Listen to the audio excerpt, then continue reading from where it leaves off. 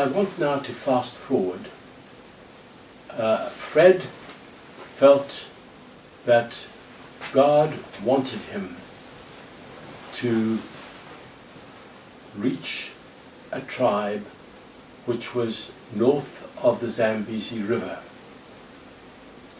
and he was determined to try to get there. He had had that terrible experience crossing the Kalahari, but that made him only more determined to go where he felt God was leading him to go. So he managed to team up with the two people who were trading along the Zambezi River. They were people who knew the local people very well. They spoke the language very well, but there was one interesting proviso. The paramount chief of the Barotse, the tribe which, a very warlike tribe, which inhabited the north bank of the Zambezi River, had made one stipulation, that there could be only one white man at a time on the north bank. So these traders would take turns to cross over onto the north bank and do their trading. They were very highly thought of by the local people because they brought in all sorts of things that they wanted, beads and the sort of things that would appeal to them, salt and various other things that they would want to have people who had no access to these kind of luxuries at all. So they were very well received by the local people. Well, Fred decided that he had to go across the Zambezi to the other side. Now, the trader who at that time was on the south bank of the Zambezi did all he could to dissuade Fred from trying to cross the Zambezi, because that would be two white men on that side, on that bank of the river, and that was something that he knew would cause a lot of trouble. But Fred was really determined. He hadn't come all this distance for nothing, in order to be put off by some rule that had been made by a chief across the river. And so at last he managed to persuade the trader to take him across the river. So they went down to the Zambezi, and the river is huge at that point. It's a vast river, very attractive, and they set out in a canoe. There was a ferryman who used to ferry people across the river. Of course, they were usually black people, and he would ferry them across for a small charge and drop them off. So the ferryman took them across to the other side. They didn't tell the ferryman that they were breaking the law. When they got to the other side, and as they went across the river, it was beautiful. There was a school of hippo just upriver from them, and they were wallowing around and snorting as hippos do. And they then arrived at the bank of the river, and the canoe slid into the slot which it normally went into. And then, suddenly, as they looked back, 2 canoes had slidden behind, and the 2 canoes were full of warriors.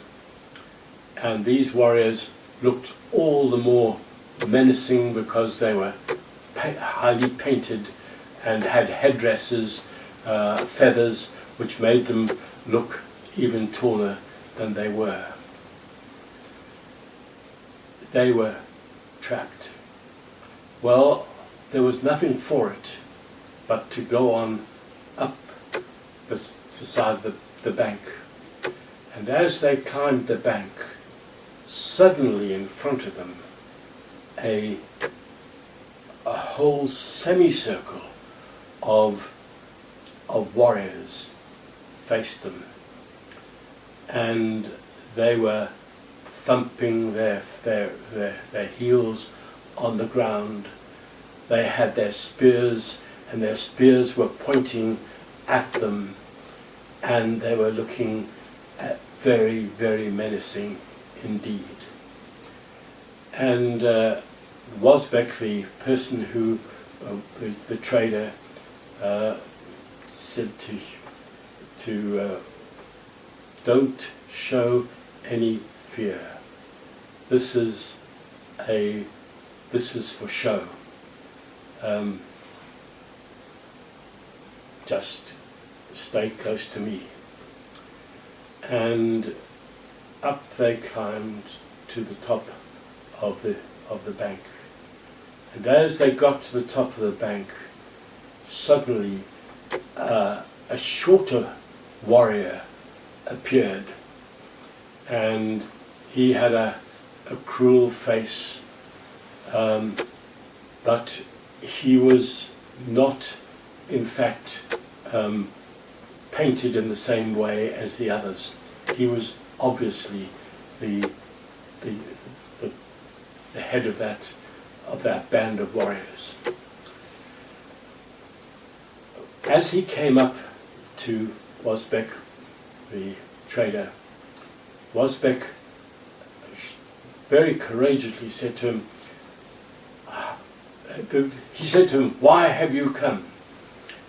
The warrior said to him, and they could speak the language very well, and he replied, "If you would get your men to stop treating me like a dog pointing their spears at me, then I can tell you why I am here." And the warrior then told them to lower their spears. And then he got out a leopard's, the skin of a leopard, and spread it out on the floor. And he sat on the head of the leopard, and he signalled to the 2 men to go and sit on the tail of the leopard. The first thing Wasbeck said to the trader, to the warrior, was, "Please let this ferryman go. He didn't know that he was breaking the law. He is innocent." And that was sorted.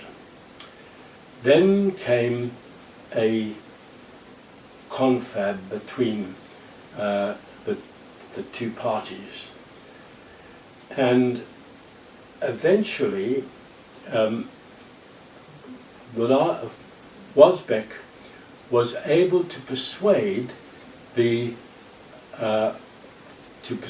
chief to allow Munali to allow Fred to stay on the North Bank and to be allowed to travel he said, right, I will allow him to travel, but I can tell you straight away he will not be allowed to go to that tribe that he wants to go to.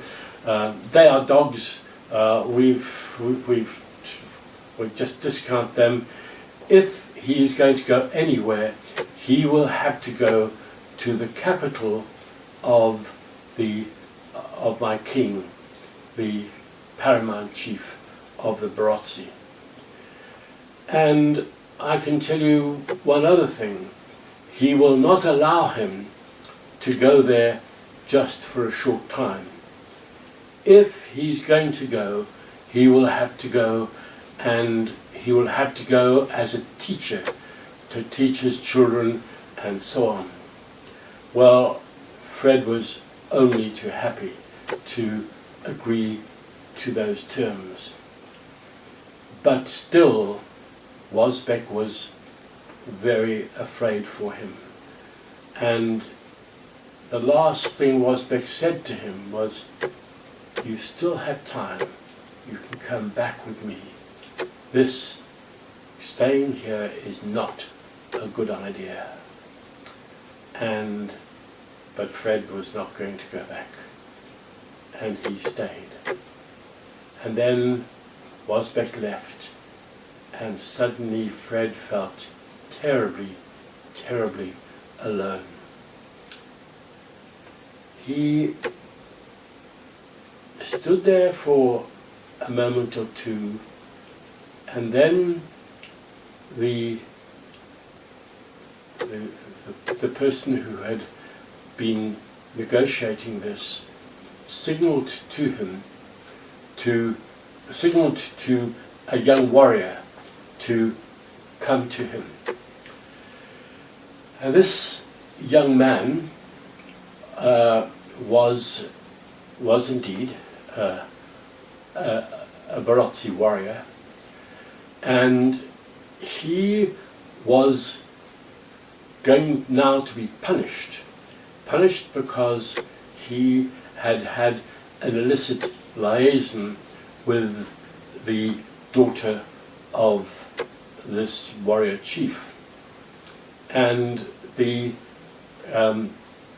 usual punishment for that was either to have your tongue cut out or your right arm cut off, spear arm cut off. But now this warrior chief said, right, I will give you this man to look after you. And this young man realized that he'd got off very lightly, and he became the companion of Munali, of Fred, and that remained true for some time to come. The young warrior was glad to be taking this white man, but he was somewhat contemptuous of him. This man of peace who didn't even carry a spear, who was not interested in killing people, he just didn't understand that at all. But he was quite willing to do everything he possibly could for him. And they walked along the north bank of the Zambezi, and it was a veritable parkland. There were impala which would go skidding off in front of them, or the odd roan antelope, or stately kudu. Animals, it was like the Garden of Eden, these animals that were there, and there were no threat to them. They felt perfectly secure as they walked up each day. The young man who was, and who was to look after Fred, decided that he was going to make him as comfortable as possible. At night, they would before they went to bed, they would get together a good stock of firewood and have a good fire blazing, and then they would lie down, and he would always respectfully lie on one side of the fire and made sure that Fred was on the other. And then during the night he would get up if the fire was dying down and would stoke the fire. One day they had walked further than usual, and both of them were pretty tired. And they got to a spot and did the usual, collected a firewood as quickly as possible, and then went off to sleep. But that night, the young warrior didn't stoke the fire because he was just too tired. He just didn't wake up, and so the fire burnt down. And then early in the morning, just before the sun came up, suddenly there was a terrible roar, and it seemed to come right out of the ground, almost under their feet. And they looked around all the bushes to see where this lion was, but they couldn't see one. And then they realized that there was a pit, and the lion was at the bottom of this pit. It was a game pit, which is quite often done. They would